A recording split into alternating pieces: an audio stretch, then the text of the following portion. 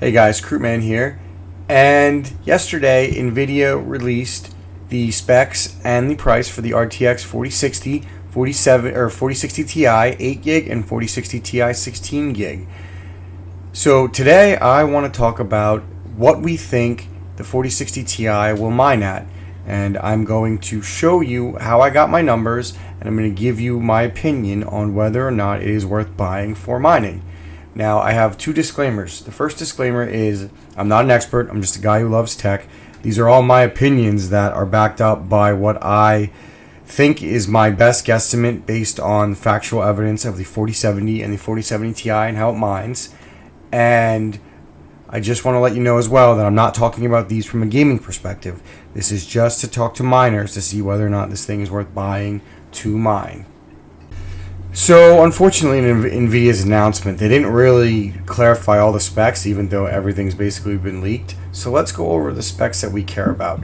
So first, let's go over the memory. So as you can see on the memory, you've got 8 gigabytes of GDDR6, not GDDR6X, and it's on a 128-bit bus, which is the important thing to know, which I'll explain later.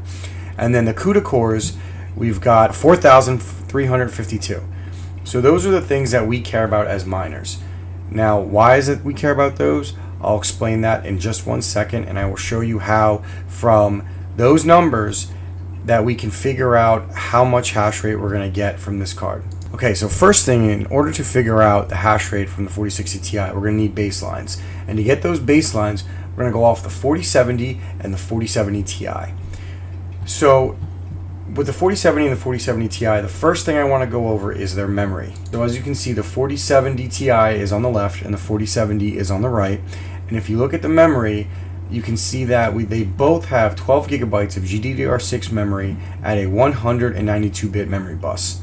So in layman's terms, what that means is on a memory-heavy algorithm like ETC, for example, these two GPUs should mine exactly the same. And fortunately, I have a test bench with a 4070 and a 4070 Ti on it, so let me show you that example right here. So as you can see right here, the 4070 and the 4070 Ti both basically do the same at between 62 and 63 mega hash at about 125 watts, based on the overclock settings that I have. So let's move on to the next bit. Now, there are two kinds of GPU mineable coins. There's coins that are, there's multiples, but there's two important parts of the GPU you need to know. There's the memory for memory-heavy coins, and then there's a core for core-heavy coins. So to figure out the core, we take the shading units, or CUDA cores, and that's how you can basically tell. So let's look at the 4070 Ti. It's got 7,680 CUDA cores versus the 4070 on the right that has 5,888 CUDA cores. So let's translate that into mining. So essentially for mining, what this means is that the 4070 has 76% of the CUDA cores that the 4070 Ti has. So you should see a 24% difference in mining core heavy algorithms like Radiant, as shown here. You can see that the 4070 Ti gets about 1.41 gigahash versus the 4070, which gets 1.2 gigahash, or a 26% difference that matches the difference in CUDA cores. So now that we've established a baseline between the 4070 and the 4070 Ti, based on the fact that they have the same memory and that there is a 26% difference in CUDA core count from the 4070 to 4070 Ti and how it affects mining, let's use this data to extrapolate what we would think that the 4060 Ti will mine. So as you can see, we've got the 4060 Ti on the left and the 4070 on the right. So the first thing I want to do is I want to compare the memory. So if you look at the 4060 Ti, we've got an 8 gigabyte GDDR6 memory with a 128-bit bus versus 12 gigabytes of GDDR6 memory on a 192-bit bus. The key difference to note there is that the 4060 Ti has about 67% of the memory bus that the 4070 has. The 4070 mines memory-heavy algos about 33% better than the 4060 Ti will. So now let's move on to the CUDA core count. So as we've already established, CUDA cores directly affect the strength of a core, of how well a GPU can mine core heavy algorithms.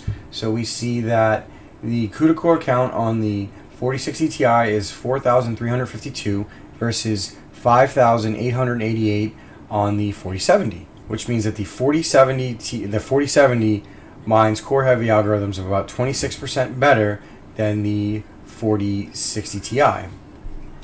So now let me translate all of this into my predictions for the 4060 Ti. So let's start off with Ethereum, with ETC. So basically the 4070 gets about 62 mega hash. So we can expect about 41 to 42 mega hash on the 4070 or on the 4060 Ti, which is about 67% of what the 4070 can do. Now, if we're looking at Radiant, we are going to have about a 26% drop off. So if the 4070 can get 1.23 gigahash, you're looking at about 910 mega hash.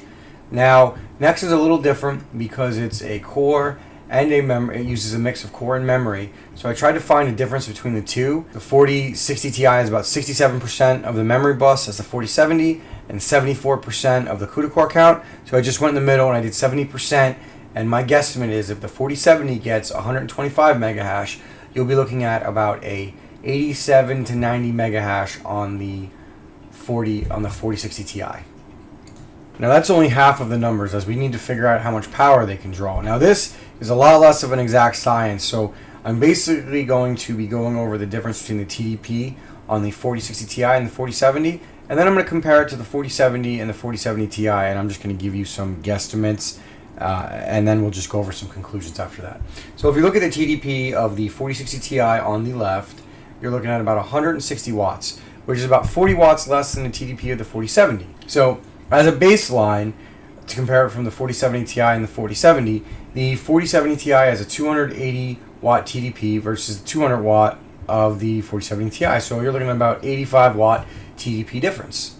So if we look at the difference between the power usage of the 4070 and the 4070 Ti when mining Nexa and when mining Radiant, you notice that it's about 20 watts on Radiant and about I would say about 24 watts on Nexa. So it's pretty similar.